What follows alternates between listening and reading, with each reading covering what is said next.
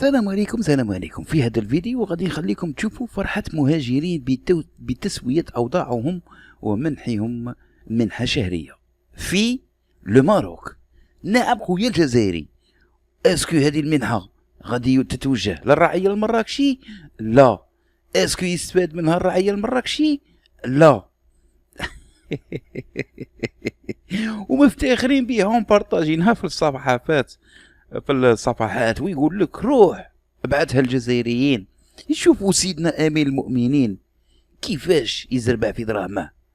خليكم تشوفوا فرحة. على كل حال الف مبروك، هادو لي زافريكان يستاهلوا كل خير، والمروكي بعد نقول لك تاش تستاهل.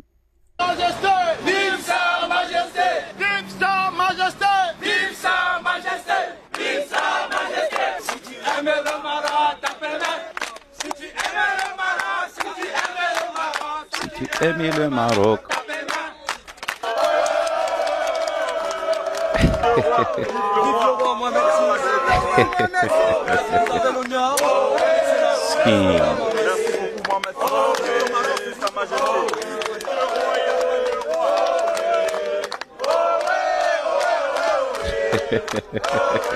يستاهلوا والله، اللي يستاهل مساكين والله العظيم والله.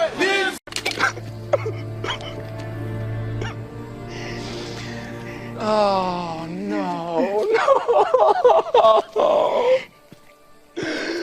no,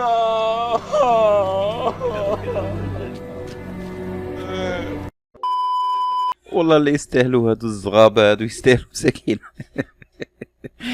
او يا تبهديله كي داير اخوتي، كارثة قسما بالله. طاشاوة كيفاش الرعية المراكشي عايش مطحون في بلاده، ويجي هذا يعني من طرف الدنيا يسووا لها الوضعية تاعه ويديروا لها خلصة ولا شهرية، والرعية المراكشي يعني عايش حياتها مكرفص. وزيد بزيادة يقول لك عاش المالك سيدنا مهلي في لي زافريكان.